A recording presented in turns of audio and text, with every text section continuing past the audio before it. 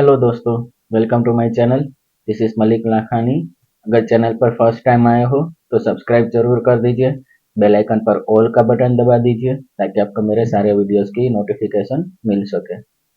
अगर आपको मेरा वेरीफाइड पीएनएल चेक करना है तो आप कोई भी वीडियोस में जाके कमेंट सेक्शन में जाके चेक कर सकते हो।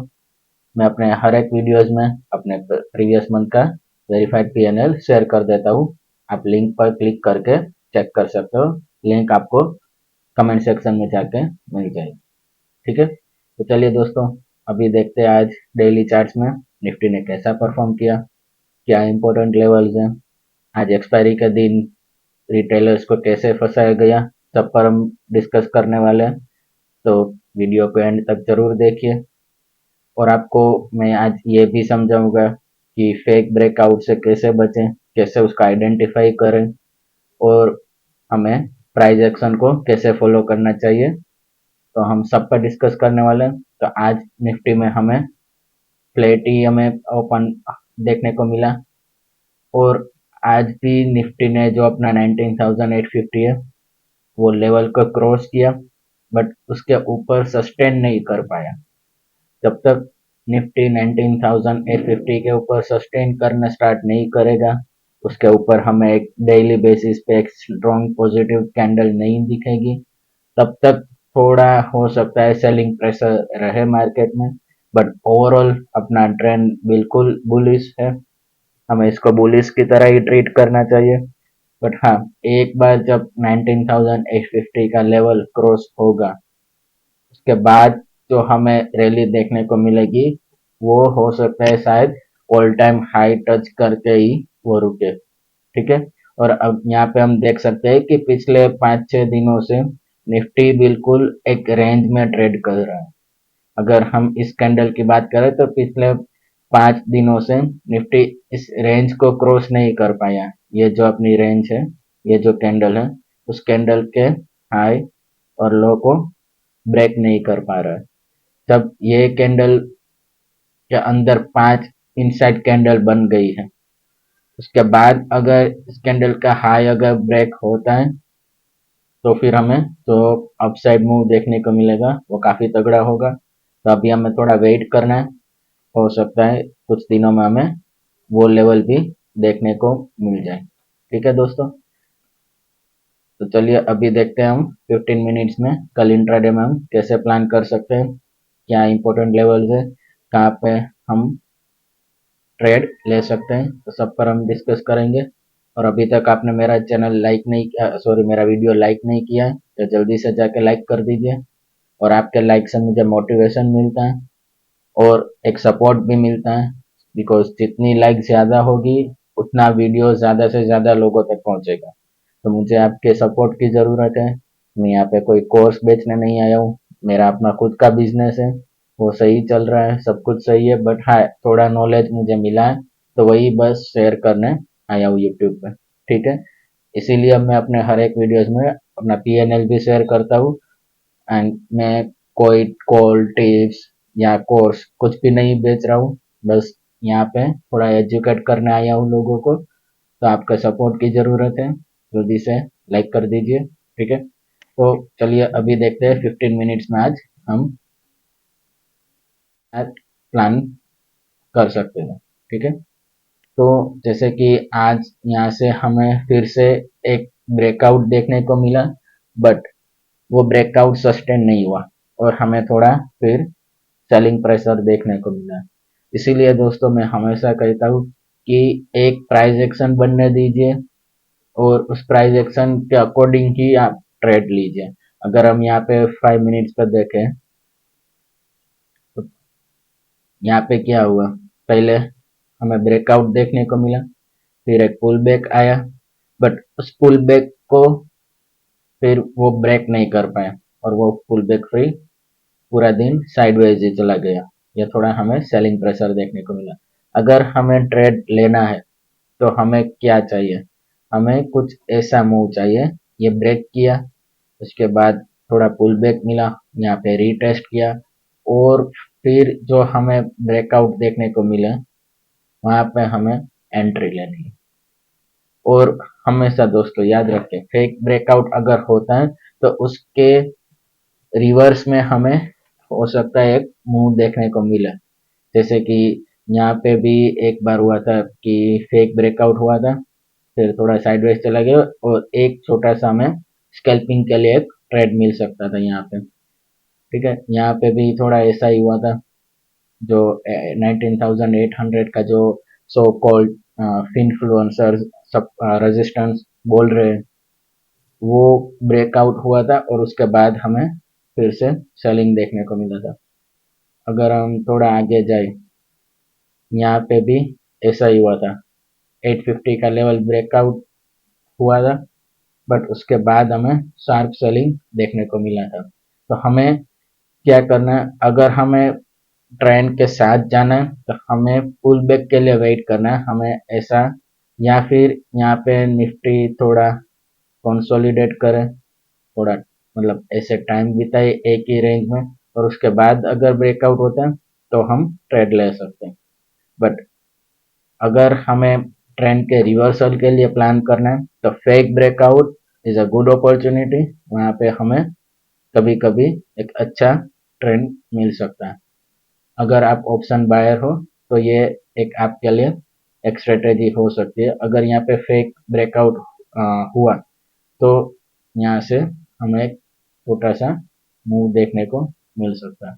ठीक है दोस्तों, तो हमेशा ये याद रखिए, अगर फेक ब्रेकआउट होता है तो उसके जो रिवर्स डायरेक्शन है, उस डायरेक्शन में हमें एक ट्रेंड मिल सकता है। अगर हमें ट्रेंड के साथ जाना है तो हमें प्राइस एक्शन के लिए वेट करना है। इसके अलावा हमें नई एंट्री लेनी है, चाहे मार्केट जितना भी ऊपर चला जाए, या हमें एटलीस्ट एक पुल बैक चाहिए। ठीक है, या हमें अगर ये सपोज एक कैंडल है, जो बड़ी कैंडल बनी और उसके अंदर मतलब इनसाइड कैंडल बन गई, और फिर अगर इसका हाई ब्रेक होता है और हमें न्यू कैंडल ऐसे मिलती है, स्ट्रॉन्ग कैंडल, ठीक है, तो हम ट्रेड ले सकते हैं। बट हमें ऑलवेज ऑलवेज ऑलवेज एक पुल बैक का वेट करना है। ठीक है, पुल बैक के सिवा हमें एंट्री नहीं लेनी है कोई भी ब्रेकआउट ब्रेकडाउन में। ठीक है, तो चलिए अभी देखते हैं कि कल अगर निफ्टी फ्लैट ओपन हो तो हमें कैसे प्लान करना है। तो सपोज कल निफ्टी ये जो अपना रेंज है, इस रेंज के बीच में अगर ओपन होता है, तो उसकी रेंज में अगर निफ्टी कल ओपन होता है तो हमें, अगर निफ्टी इसको फिर क्रॉस करता है 19,850 और उसके ऊपर हमें एक पॉजिटिव प्राइस एक्शन देखने को मिलता है, तभी हम एंट्री लेंगे और फिर हम एक अपसाइड के लिए प्लान कर सकते हैं। अगर निफ्टी फ्लैट ओपन होके नीचे आता है तो हमें वेट एंड वॉच करना है। हमारे लिए जो एक अपॉर्चुनिटी बन सकती है वो इस एरिया के नीचे है, क्योंकि यहाँ पे मार्केट ने सपोर्ट लिया था। तो ये जो अपना 19,700 वाला जो रेंज है, 700 टू 720, वो एक हमारे लिए सपोर्ट की तरह काम करेगा। तो इसके ब्रेक होने के बाद हम नीचे प्लान कर सकते हैं, बट थोड़ा डाउन साइड के लिए अभी क्वांटिटी कम रखिए। मुझे लगता है कि आज एक्सपायरी थी, इसलिए रिटेलर्स को ट्रैप किया गया एक फेक ब्रेकआउट दिखा के। और दोस्तों याद रखिए, ज़्यादातर एक्सपायरी साइडवेज ही होती है, क्योंकि वहाँ पे ऑप्शन सेलर जो होते हैं, जो बड़ी क्वांटिटी एंड बड़ी अमाउंट के साथ बैठे होते हैं, उसको वही चाहिए कि मार्केट साइडवेज रहे, तो वो जल्दी से अपनी पोजीशन छोड़ते नहीं है। वो हो सकता है कि महीने में एक आध एक्सपायरी आपको मतलब पैसे कमाने देगी, बट फिर most of the time expiry sideways ही चली जाती है। तो आप उसके अकॉर्डिंग ही प्लान करिए। ठीक है, तो अभी अगर निफ्टी फ्लैट ओपन होकर 850 को ब्रेक करता है तो अपसाइड के लिए प्लान कर सकते हैं। अगर निफ्टी फ्लैट ओपन होकर यहाँ पे 700 के आसपास अगर हमें एक नेगेटिव प्राइस एक्शन देखने को मिलती है तो फिर हम डाउन साइड के लिए प्लान कर सकते हैं। बट क्वांटिटी कम रखिए, अगर इग्नोर करना है तो इग्नोर भी कर दीजिए, क्योंकि मार्केट में जितना आप कम ट्रेड करोगे उतनी आपकी एक्यूरेसी ज़्यादा होगी। अगर आप ऑप्शन बायर्स हो तो आपको मेरे हिसाब से लाइक ईयरली अगर 50 ट्रेड्स आपको सही से मिल जाए ना तो भी इनफ है। लोग क्या करते हैं कि डेली 3 4 5 6 ट्रेड्स लेते हैं और फिर अपनी कैपिटल लूज करते हैं। आपको एज एन ऑप्शन बायर जब आपको मोमेंटम दिखे तभी आपको ट्रेड लेना चाहिए, अदरवाइज आपकी कैपिटल वाइप आउट हो सकती है।